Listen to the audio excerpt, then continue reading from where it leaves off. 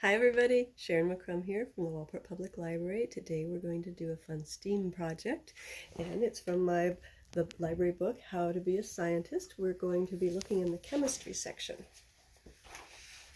We're going to talk about, is black ink really black? Scientists love to pull things apart and figure out what they're made of, but the really curious ones invent ways to separate things you wouldn't even think to separate, such as black ink. So, what we're going to find out today is, what is ink made of? To get the color just right, pen makers use a mixture of different colored inks. Some of these inks mix into water more easily than others. This means that they're more soluble. When the water rises up through the paper, it carries the ink with it. The more soluble the ink is carried, it will carry farther. And so all of the different colors are separated on the paper. So what we're going to do today is we're going to use coffee filters, like this, and washable markers like this, and we're going to try a few things. The first thing we're going to do is start out with a black spot, and we're going to fold it into eighths so it kind of looks a little like a pencil when it's done, the top of a pencil. Then we're going to put it onto our dish, attaching it with paper clips with just the tip of it hitting the water. Now, they don't say this very well there, but it's very important that it not get in just the tip of it, because that's how you're going to see it lift up or wick up into the paper. Okay, and then you're going to discover what colors come from it. We're going to try a couple different things today, including other colors. And you, as scientists at home, you may want to try this with other types of ink and see what happens, like say if you used a permanent ink or a ballpoint pen. Okay, let's get started. Okay, first off, here is mine. I have it all ready for you. I'm going to fold it like this and make sure it's nice and crisp. And I'm going to get out my paper clip.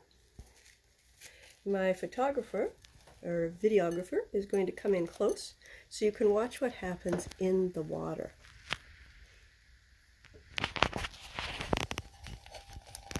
It will barely touch the water. Look at all the color coming out of it. And it's starting to rise up. See? So it absorbs into the paper. Okay. And you can see that there's a lot coming out of that. Let's set that right there for a minute. I gotta clip it on. Now, I want to show you something before we go any farther. I did this one earlier, and I want you to see the color that came out. So as you can tell, it's not really all that black, is it? You can see on this one, you can see a lot of purple. Different inks have different colors to them. This particular maker has a lot of purple in it. So there we go. Now, we're going to try an experiment with color too, because that's what scientists do. This one is an orange, a green, and a red. What color do you get when you mix those colors together? Does anybody know? Okay, let's find out what happens when we mix this one together. Make it nice and crisp. Oh, I don't know if you can see it in the water, but the different streams of color are going into it. Okay. And it's rising up. Oops. Got it a little too deep in it maybe. And I'm going to take this and I'm going to paper clip it on. Okay. Now we have one more to try today. This one was just for fun. And you can also make other things out of these. They say that blue is the most soluble of the colors, so we should see it do some really heavy wicking up. There it goes. It's lifting.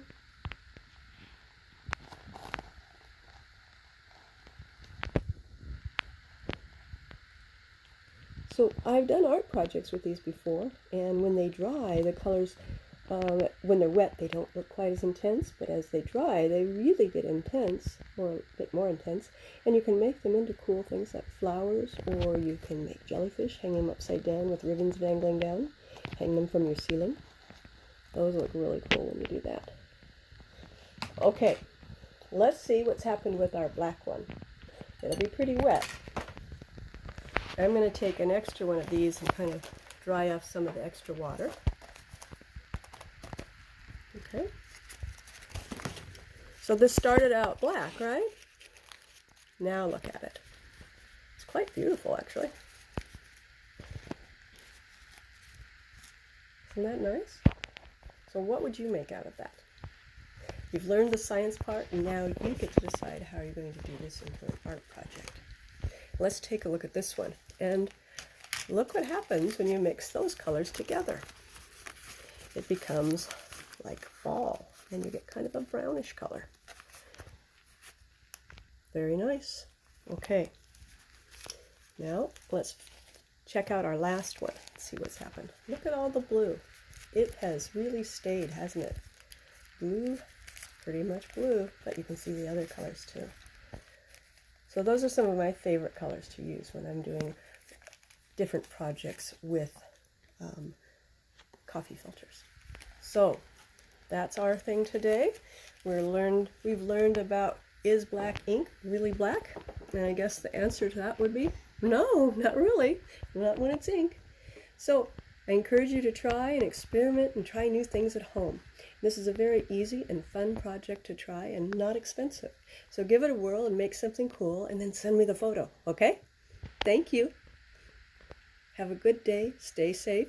Be strong. Bye-bye.